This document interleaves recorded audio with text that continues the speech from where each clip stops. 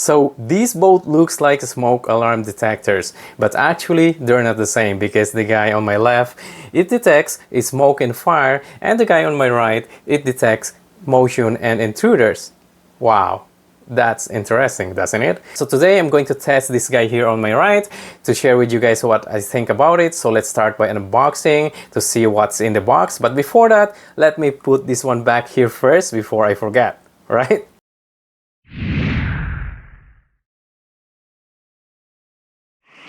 So inside the box we have the guide for installing the mounting plate, user manual, and here is the barcode for installing the Camduck app, and of course the camera itself. But let's see first what else we have under this. You also get the mounting screws and some plastic anchors for mounting to drywall ceiling, USB-C cable for charging, guitar pick to open the cover to access the micro SD card slot. Also comes with USB 2 type card reader. It would be nice if it's USB 3. It does not come with micro SD card. You have to provide your own, or you can get it as a bundle when you buy it from Camduck. Take note that you can just buy the camera alone without the SD card and the battery, but you can also buy it as a bundle with battery and SD card. Keep in mind that this is not a real smoke detector, so there is no smoke sensor inside. Those holes are just for ventilation, they are not functional, and the hidden camera is situated behind that tinted plastic panel. So the one that I have comes with a rechargeable battery.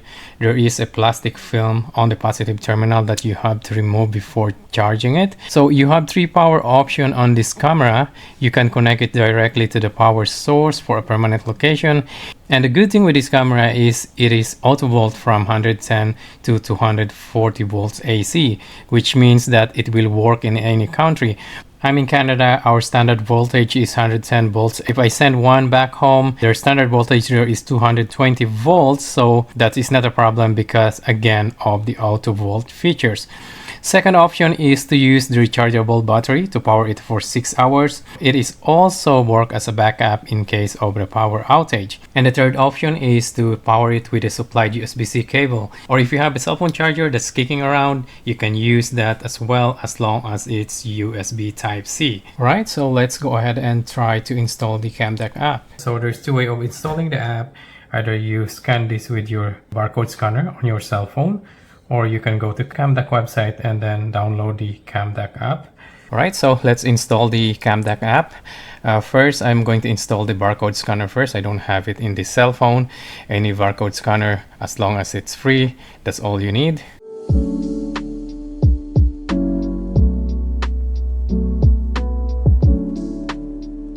After installing the barcode scanner, you can now scan the barcode and click open.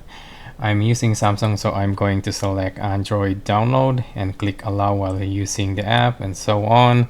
Now the Camduck app is installed, and at the bottom of the app you will see user manual as the one of the option. Once you click that, it will give you video tutorial, user manual, and frequently asked questions. And to the right you'll have contact us. Let's go ahead and open that as well and see what we get. And there you can see 3 ways of contacting Camduck customer support in case you have any question or problem with the product. So this is one thing that I like with the Camduck, because they actually have customer service. Unlike any other brands that you can buy, you have no idea where they came from. Of course, we know where they're coming from. I mean, if you know what I mean, right? So, but again, having a customer service to contact in case you have problem with the product, it will give you peace of mind. And also worth to mention that Camduck cameras has 1 year replacement warranty, so that's another good thing. And you know what, just for curiosity, I'm going to try to call the customer service number 281-783-9011 and see if actually works. I'm pretty sure it's gonna be a long distance call, not a toll-free number, because of the area code 281, which is, I believe, somewhere in Texas, USA. But for the sake of this review, let's do it.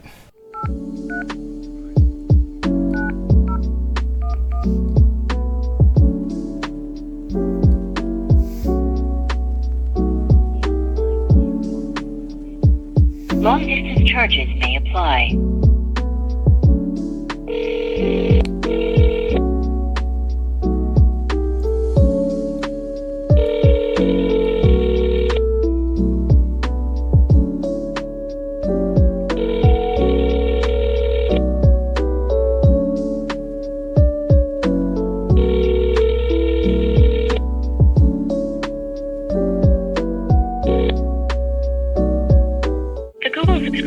called is not available.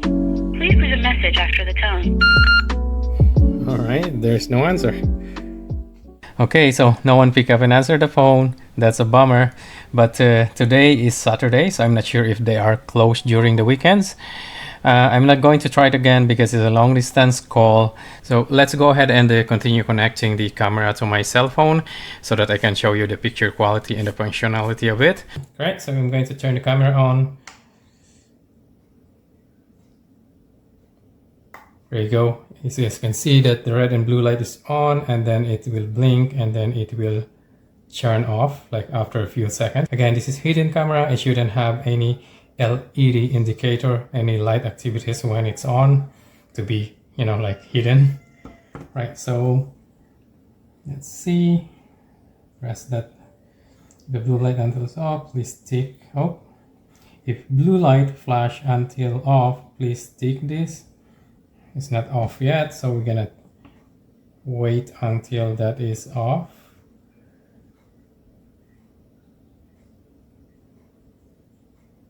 Right, so now it's off.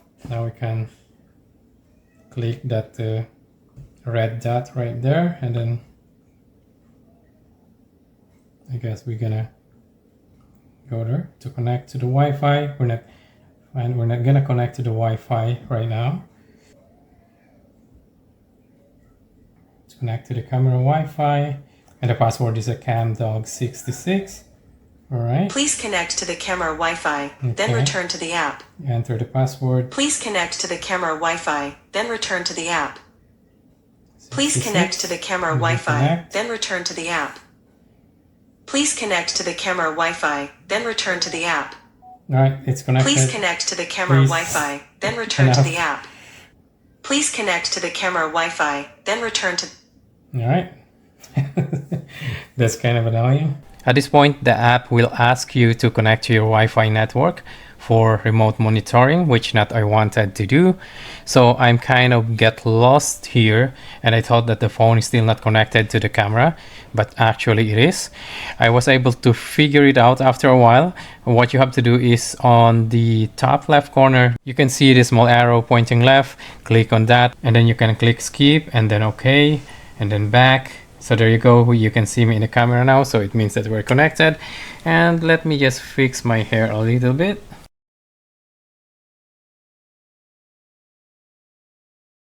So to be honest, I have no clue where to install this camera, but I was able to install it in my living room temporarily. I did install a 32GB micro SD card in the camera so that we can see the recording quality as well. And now let's go ahead and try the picture quality of this camera. So here it is at 1080p portrait mode. Picture is kind of pixelated and wash out, especially when you zoom in.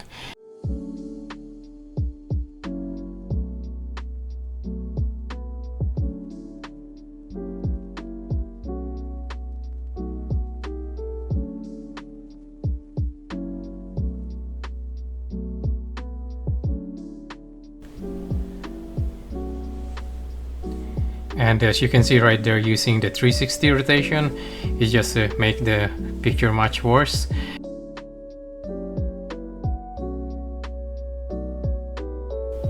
And this is the picture quality in a landscape mode at 1080p.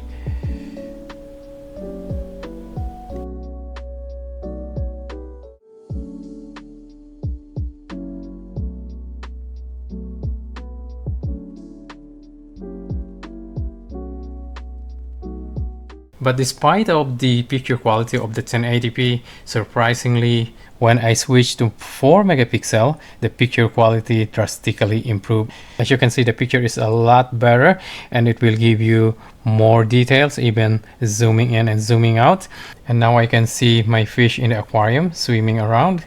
Unlike the 1080p, you can't see anything at all in that aquarium. It just totally wash out. So selecting 1080p mode on this camera is kind of no-no to me. So make sure to set it on 4 megapixel to get the maximum resolution and get a better picture quality, especially when recording. So now let me show you the recording quality from micro SD card, as well as the audio quality recording of this camera. So the built-in microphone of the camera is picking up the noise from the motor when the camera is rotating, but in actual you can't actually hear it when the camera is doing 360 rotation, as you can see right there. So it's not something that is going to give you a lot of details, but at least here you can see my face right there, but at least it's there. So it is something that is going to give you a lot of details, but it's good enough to monitor the area. You can see, and you can recognize my face. So the microphone is not clear. It sounds like my voice is coming from underwater. Even the camera location is just about 3 feet above my head.